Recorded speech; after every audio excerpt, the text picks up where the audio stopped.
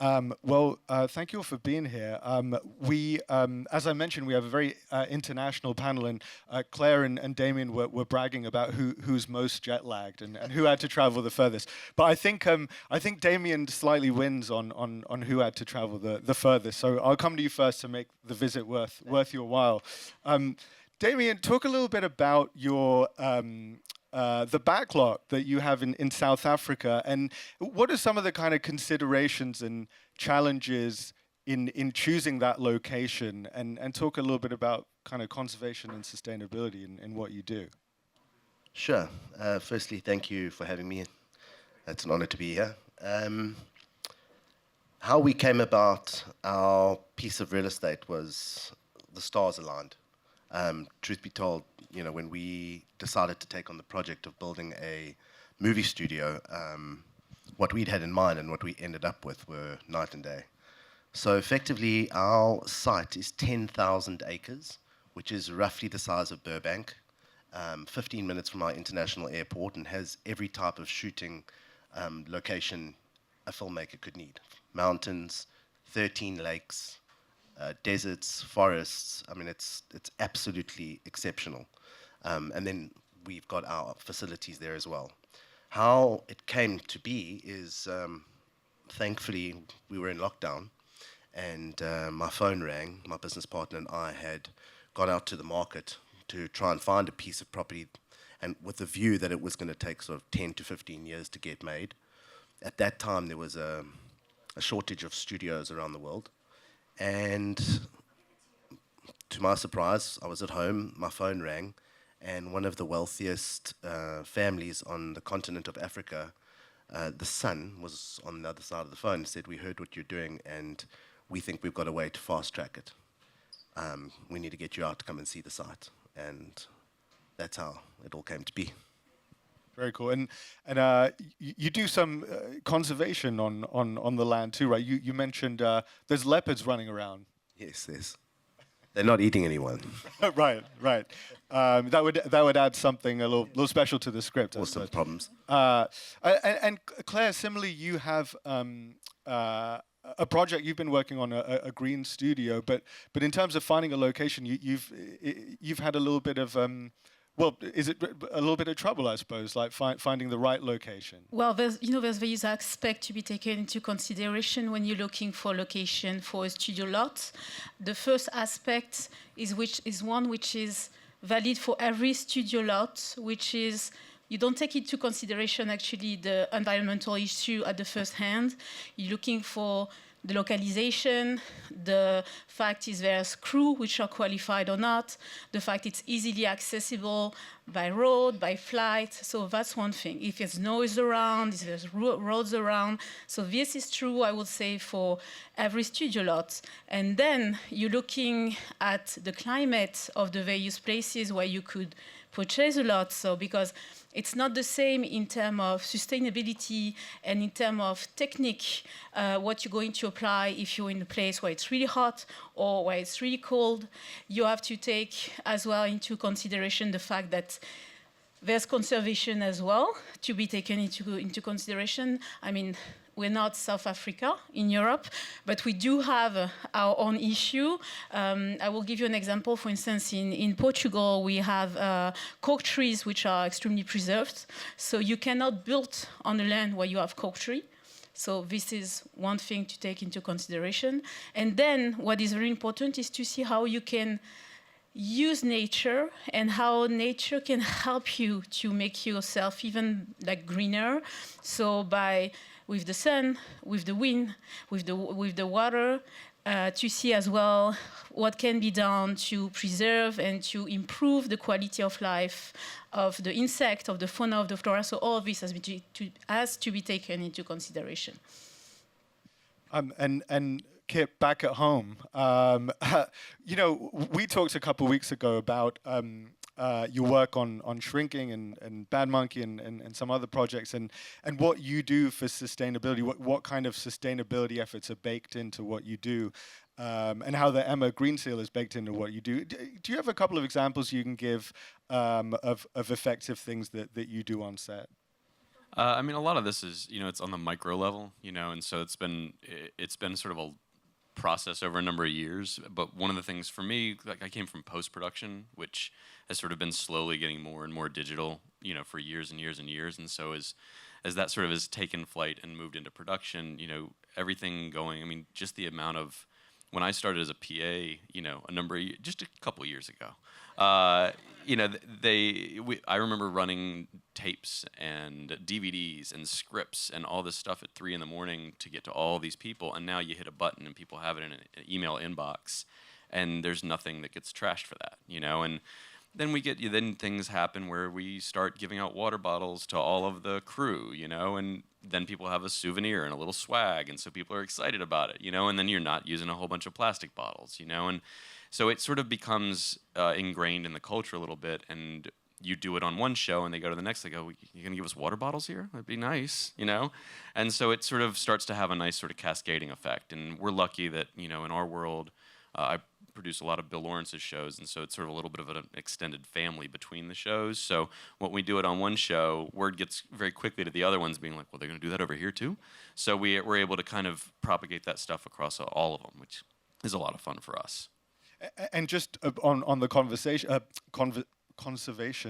thing, you talked about Bad Monkey having some conservation baked in as well. Well, the cool thing about Bad Monkey, for anybody that might know, it's based on a Carl Hiaasen novel, who's an author from Florida who is a big conservationist, and it's baked into his characters. So the lead character is played by Vince Vaughn, who is a conservationist, and a lot of his character is sort of spending a lot of time angry at all of the things happening around him. They're building a McMansion next to him, and they're tearing up the wildlife, and they're messing up the habitats for these animals.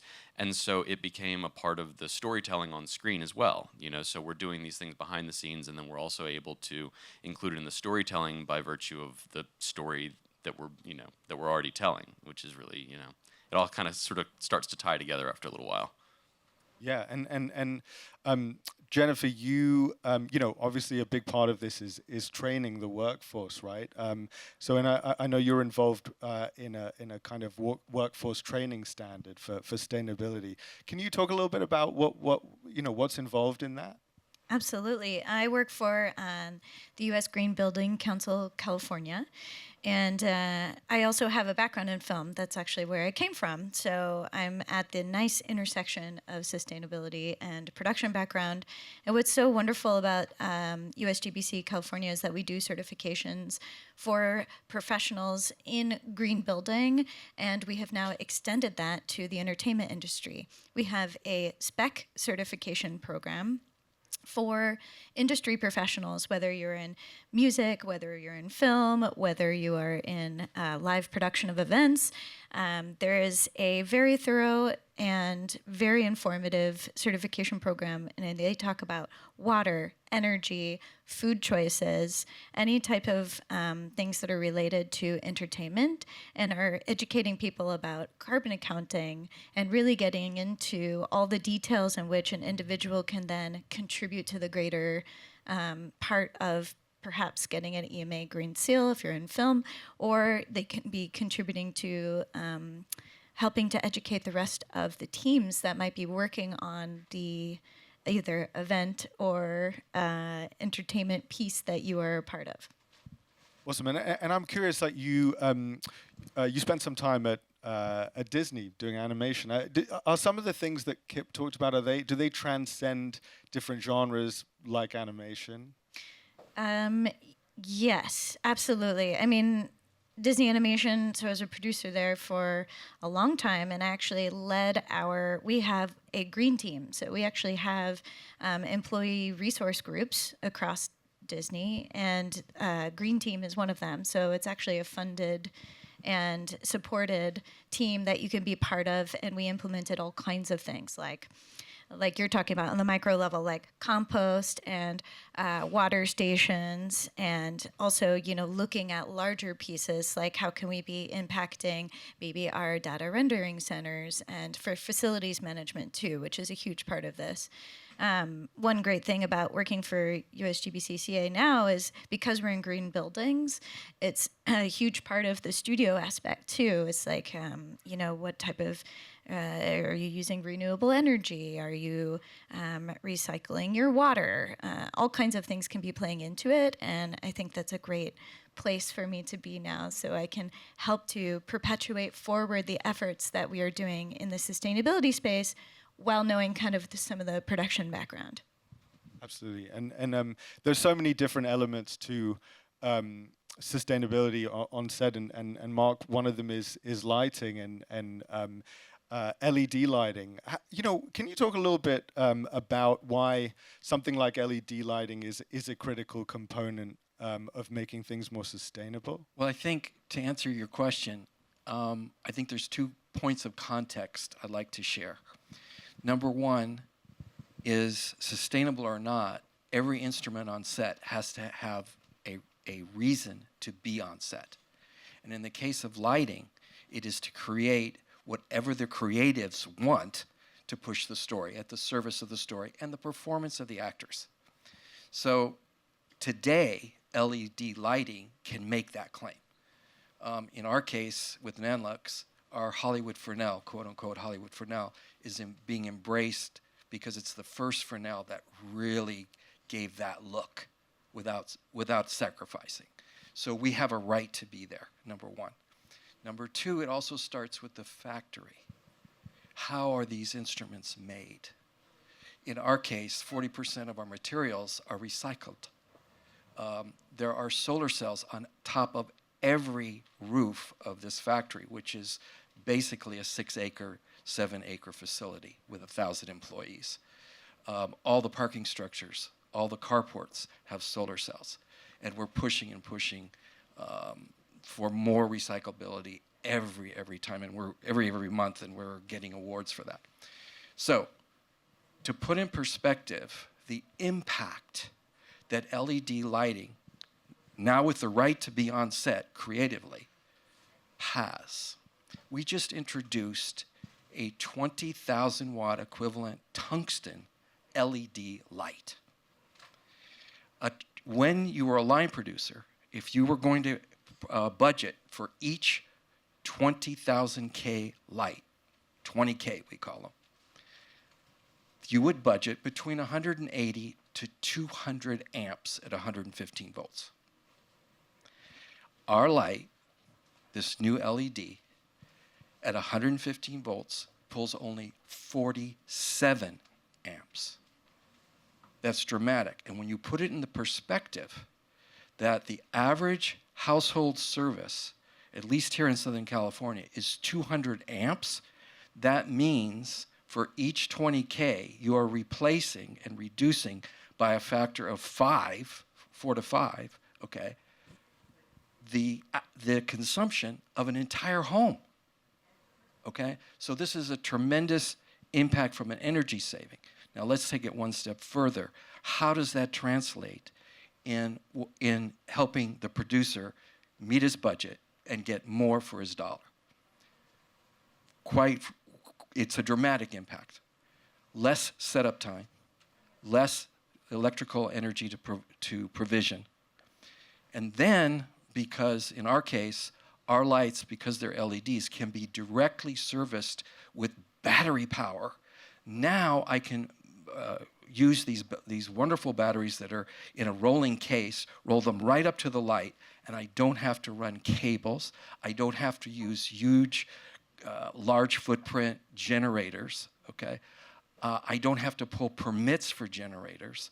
And the translation in savings is in a week's time, it can be a full day of production budget.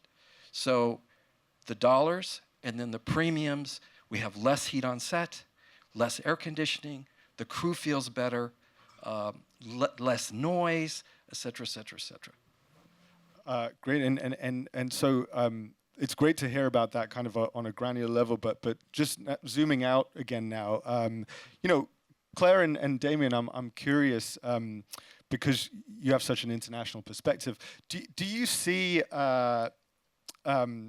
definitions of green, what it means to be green, as being quite different in the US versus Europe or the rest of the world? In my opinion, yes. So at least for Europe, I don't know about South Africa, but I feel there's green in the US and green in Europe doesn't have the same meaning. In the sense we're using the same key factors such as solar panel, water recycling, wind, LED light. That's very important for us in Europe, and it's something we've been using a lot on the lot actually. But I feel because we're much more regulated in Europe in terms of preservation of the environment. We are assessing the situation a bit differently, in the sense that we're seeing it really as being able to get a result, and to get a proper result on the daily life. And this go through, education on the people on site, because it's not only building something which is green, it's then to know as well how to use it, and how to use it properly in order to optimize it. And it's really something we do it on we do it a lot in Europe. I have not seen something very similar in the States. I'm always taking this example, which for me is extremely striking. And I was at the dinner yesterday, and I was actually freezing because of the AC. And someone told me, "Oh, but you're coming from a hot country." No, I'm coming from Europe. We're just not using the AC as you do, Guy, on a daily basis. We're just using it when it's really hot, when we cannot do otherwise. So it's a lot of the education and the use of the technique are not the same, such as the certification rules are not the same. You have LEEDs, for instance, in the States. We have an equivalent in Europe, which is BREEAM. But LEEDs is really more for the building per se. BREEAM can be completely personalized. You can really do an ad hoc certification based on your need. And there's something we do have in Europe that I haven't seen much in the States. It's any kind of certification for the preservation of the fauna and the flora, which is, I have not seen this in Europe. So I think, the way of treating the green is slightly different indeed. Talib, I can't really speak for the US, but I can say that there's a major focus on green sustainability so far as South Africa and the Western Cape are concerned. It's baked into our rebates, so there's certain things we have to do in order to achieve the rebate that boil around green sustainability. Our last picture that we serviced for Amazon was a project called My Spy, the Eternal City. We won an EMA Gold Seal for sustainability. There's a very big push to focus on that so far as the industry is concerned. Jennifer, you obviously what you do, government policy plays so directly into it. How does government policy help or hinder integrating sustainability? And with, for example, the changing administration now, or the new administration, I mean, does that affect directly what? Not to get into politics, but to get into politics. Heavy. Does that change fundamentally what you do? How you do it? Well, I'd say we are very lucky to live in California.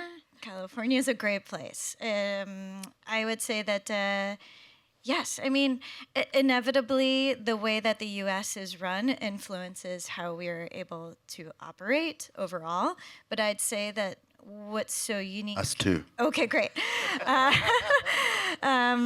For better, for worse. But USGBC National and USGBC California have persevered through every change in administration and continues to be effective and certified for LEED at the national level. And at the California level, we are focused on people. And the people in California, I think, want to live in a healthier, more sustainable world. And that is absolutely our mission. And so when it comes to certifying individuals, we are hoping to gain more people into the fold at a very rapid rate. We certify people to be professionals, and we train them for on-the-job practical pieces that they could actually bring to their work. And I feel like something just like this, like spec, that rolls up into an EMA seal is a really great badge that you can have. And I think the louder that people shout that from the rooftops, the more that we will gain people to our cause. And I think that we will always be an underlying champion of those people. And I think that's how we go about continuing our work and engaging people in what we do. Kip, do you think that green productions are vocal enough about marketing what they do for sustainability? Do you think they could be doing more? And does, changing politics, does that kind of make people step back a little bit rather than kind of, putting out in front what they do? I'm sure the politics have something to do with it, but a lot of the marketability, I think, of this on a production level, so much of production is a little bit of managing chaos and sort of assembling the plane on the runway kind of stuff, which is what our day-to-day ends up being. And so when one of the things I think I talked to you and Debbie about was kind of fun. A fun thing that happened for us is we got connected and we talked about registering for the Green Seal, and so they sent over all the information and we went through and we sent it back and we go, oh, actually we had already been doing a lot of this stuff and it looks like we hit the metrics for the Gold Seal on our production. We didn't even realize that we were already ahead of that. We had already been focused on we got to get the production going. We got to do all these things. And sort of like we were talking about with the culture of it, oh, well, this show did this, so we're going to take this over to this show and we're going to do some of that and then we're going to carry it over to the next show. There's always new things happening. Like one of the things we just went through on, we had an editor show up on one of our new shows and she rides an e-bike to work every day. And she got there and and the studio goes, you can't drive on to the lot with an e-bike. And she goes, okay, can I walk it on? And they go, you can't walk it on. She's like, well, what do I do? And where's the charging area for e-bike? And they go, we don't have one. 2 weeks later, they're installing charging spots for e-bikes on the studio lot. So one of the things, and now she's got a place to park it. She's got a permit for it to get on the lot and all this stuff. And so one of the things that's cool is in venues like this where you can talk about it and people are excited to hear more about it, and then these ideas that you're putting into play, at a studio lot level all the way down to an individual production, get shared, and people go, wow, we should try that on our show. So some of it is having venues and opportunities to talk more about it. Yeah, absolutely. And Claire, just one more thing on this whole idea of policy. You said something really interesting yesterday, was that could there be a worldwide standard, right, for eco, for environmental? It seems ambitious when there's not a lot we can get done on a even national level. I mean, talk more a little bit about that. Well, we have to be very realistic about the situation for production. They first choosing a site not because of the fact it's green. They're choosing a site because it's where the incentives are the most important and where they're going to be able to save as much money as possible and to make as much money as possible. So the incentive is one aspect of the production, and I would not say it's the only aspect, but it's definitely the key aspect. And so for me, and in my opinion, for the production to come to shoot, to have the reflex of going to shoot to green installation, there's a need to have a very dedicated incentive, because otherwise we will see just green production as a cherry on top of the cake and not as a deal breaker or deal maker. So tax-wise, it's an issue because, as we were discussing yesterday, tax is a very, very peculiar issue, and we do not have the tax, a tax regime is very different from one country to another. But the idea of working toward maybe a dedicated organism which will give to the streamer, outside of the production lot, but to the streamer some additional incentive on their production, if they go to shoot on a site which is green and not, should be something, I guess, to really we should all start thinking of, because again, the production will not go shoot green if it's not profitable. Yeah, and finally, you know, I'd love to do some myth busting because and this is to the whole panel. But maybe Mark, we can start with you. You know, there are perceptions about sustainability, probably untrue assumptions. One that doing things environmentally is more costly, and one that it's less reliable. Or produces kind of lesser results. How do you counter those kind of assumptions and make the business case for doing things? Well, I think, and to your point about business case, the numbers talk. If some of our audience wishes to Google, there was a documentary made that we participated in called Dance with Light. And very careful numbers were kept on costs, how they related to what we were doing. This was an entire off-grid sustainable production. Not only from the electrical standpoint, the catering, even the crafty and the wardrobe department, everything was sustainable and off-grid, including the food for the crew, okay? So all said and done, it's called Dance with Light by our director, Robert Leroy. Tremendous case study. And there you have the figures, okay? Again, this 1/4 of the electrical consumption. They set up the savings in just that test study, which again, the primary objective of the test was, can we produce high-level production values with sustainability? And as the result happened, there were actually premiums that were delivered. A full extra day of rehearsal time for the talent because we saved so much money and we made such a higher production value, which in turn gets viewership and engagement from audiences, which producers need. The other thing that is happening, other benefit, which is so important today with this emergence of the vertical, which are these short little featurettes, is the setup time is so fast and compact, and you can set up literally in minutes, and you're ready, okay? You also can fit into residential areas, residential communities, a residence, okay, or a little shop, okay, whatever you need to do on the fly. So it's become more versatile and faster, and we all know producers love to save time. So I think if you want the rundown of all the figures, that's presented in this documentary, but to save time here, I won't deep dive into that. But I think it's here. It's definitely here. Any more kind of final parting words from anyone else about the business case of doing things sustainably? Well, I just think that the industry has an obligation.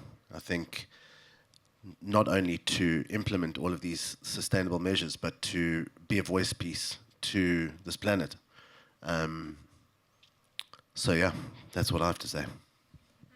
I think one of the things that's really cool is a little bit like Mark said is, you know, when you get the initial opportunity to try these things out, a lot of times that's when you get buy-in, you know, and it takes sort of sometimes what take producers or studios or whoever to feel like they're taking what might be considered a risk to try something new, and then you see how well it works, and all of a sudden that becomes the new status quo.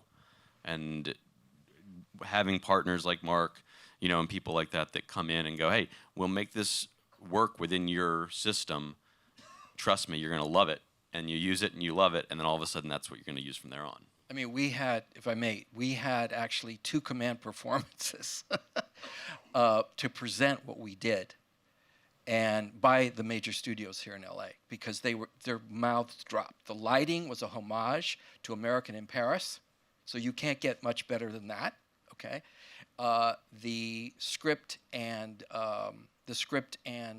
performances with narrative. This wasn't just dancing; it was a true narrative. Was a homage to La La Land.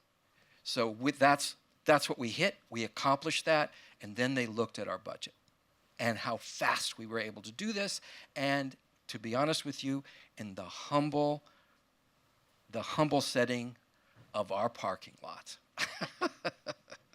I think the key is just to educate people on your teams. I mean, when they know the knowledge about what they can be doing for sustainability, then they want to be part of it. And so then you can convince your cinematographers, your producers, whoever it may be on set, just to join the cause, and you can, encourage people to go out and get educated or support them with organizations like ours, and then they can lift up all these wonderful causes that are happening on set. Great. Well, I think that's a great place to leave it before the jet lag hits too hard. So thank you all so much for being here. Appreciate it. Thank you. Thank you. Thank you. Thanks.